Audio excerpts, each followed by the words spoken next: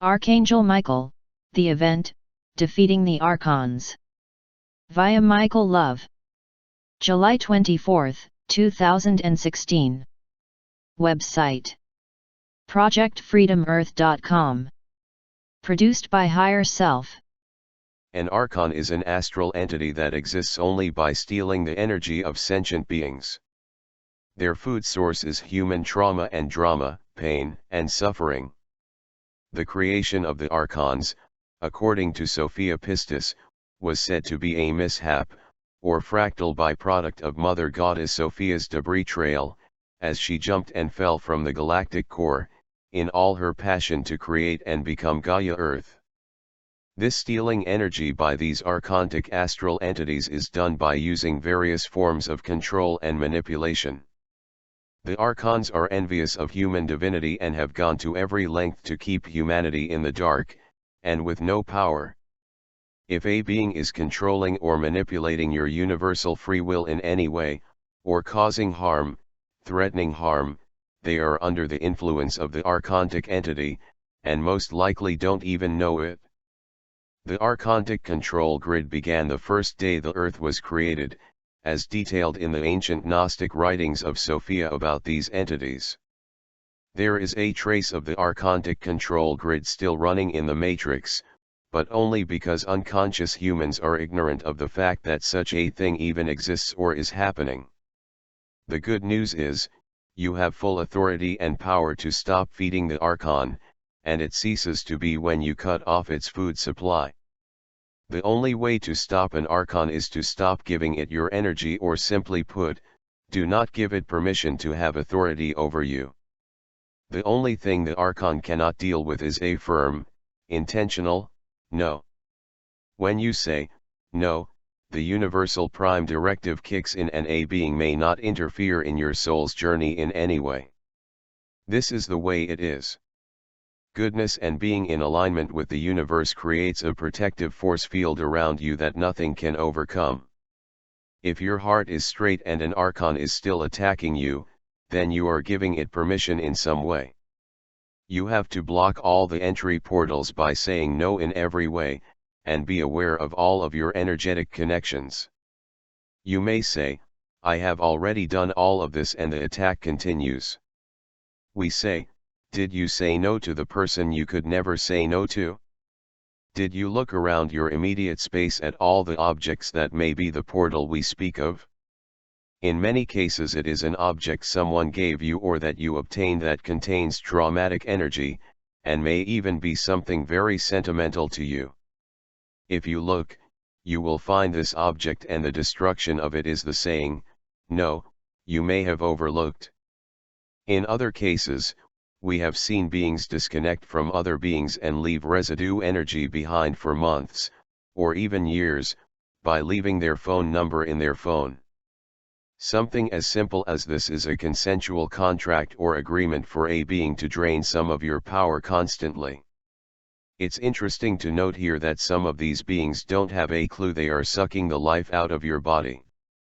They just know it feels good when you are feeling trauma or pain of any sort, and do not understand how any of this works behind the scenes. The grandest trick or creation of the Archon is called the 3D matrix. Everything about this control system is anti-sentient life, and the closer you look at it, the more you will be disturbed by what you see.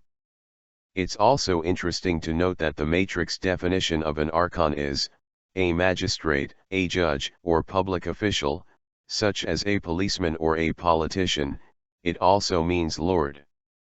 The Archon can work physically through other beings, but they themselves are 4D astral entities that cannot exist for more than a few minutes in the physical world. The powers that were, as we do not give them our energy, are running the archontic program, and is certainly where the idea of some fearful evil devil came from. One could call the Archon, the demon or the devil, that takes over the psyche during both awake and sleep hours. Many of you have most likely experienced a tremendous astral attack in the night or day, so you understand what we are speaking of here. If you are near or connected to a being that drains your power fast, or disturbs your energy field in a negative intense way, you are encountering an Archon. These Archons were detected etherically by the Essenes and Gnostics over 2000 years ago. They were defined as being parasites, programs running in the DNA of humans. Here is the most shocking and mostly unknown fact even to many light workers. The prime Archon is named Jehovah. This being is the God of the Old Testament Bible. This being is not God at all, but a poser who has tricked the whole human race for eons. What does it feel like when your energy is being stolen? It is the lowest vibration you can feel. It is because your life literally is leaving your physical body. Do you see how important all of this is? Do you also see how it could be possible to live forever in a human body? An Archon has no creative energy of its own, as we do, and all it can do is steal your energy and create with that. What they create, however, is only some situation or thing that will only be used for further stealing of energy. The Archon uses trickery, ignorance, deception, hate, word magic, and the threat of deadly force, and many other ways to gain one's consent to steal their energy. This is played out every day in one's personal life, as well as all the systems that make up the 3D holographic matrix. As you know, the 3D matrix itself has only one purpose: to drain off 100% of human resources, human life force. Some other ways an Archon can steal your energy is by holding your attention in a verbal or textual argument, or even a discussion with lots of questions or nonsense. The Art of War, an ancient spiritual manuscript says, "The one who speaks last loses." What is the solution here? Stop the discussion at once. This is the saying no, and the cutting of the cord. When you are no longer in the discussion, notice the pain stops and your energy returns shortly after. Another way is called the Archon guilt or blame trip. This one is mostly used in intimate or family relationships, where the other being feels inferior, and they only feel power, your power, when they are putting you down, or making you feel bad for doing something to them that has nothing to do with you. If you tell a being you need your personal space, you are not doing anything to them, so there is no need to feel guilty or accept blame, and furthermore, you have every right to decide who is in your personal space, and should exercise this universal right. We say, have no gods before you. You are the highest authority in the universe, so stop being tricked into giving your energy to controlling, manipulating, unhealed beings, who are disconnected from the source that they are. There is no asking or begging for a cord to be cut, just say, no, and keep all beings who do not resonate with you out of your personal space. Your reality and all of the power that is being drained from your being will return. When you have all of your power back, you shall be whole again and can do all things. You are a child of the light and all goodness, but at this time, take inventory of who you are connected to and who they are connected to. The Archon uses what is called chain cords to connect from one being to another, and maybe to someone who is close to you right now. When you sweep the house clean, take care to sweep it completely, and to look very close at everything, so that you are not caught unaware. Archangel Michael is the universal master of cutting unhealthy astral cords. Know that this is not done using some airy-fairy method, but by using attentive diligence and firm intention of not allowing any being to control or manipulate you in any way. Just say, no in every way, completely removing a being out of your personal space when you detect their unhealed, manipulative, distorted energy field. A simple way to know when you should cut a cord is this: when it doesn't feel right or good, it isn't, so cut the cord completely.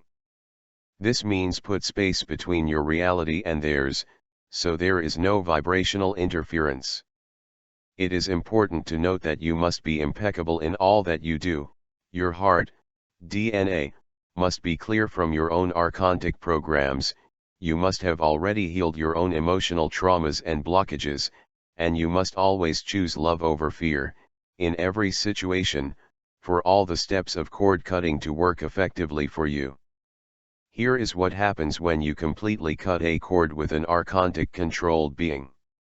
They notice at once, etherically, that something is up, and they become disturbed, and they will usually have a full-blown reaction like a child in a temper tantrum.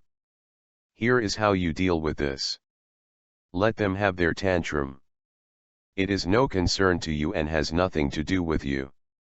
At this point, your level of being has fully transcended any harm that can come your way, and you should have already removed them completely out of your space, and so you most likely won't even notice their emotional tantrum.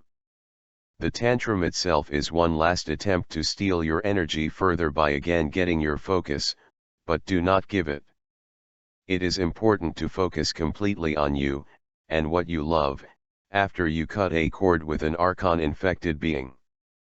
Your very focus on them, and thinking of them, again connects the cord back, so focus on you, and that being is not even in a reality where they can reach you. We know how humans might have some what-ifs about all this, but trust us, there are none as long as you follow what we have said. If a being attempts to step further past your divine line, saying thus far and no more, we assure you the universe will take care of the being and the matter quickly for you.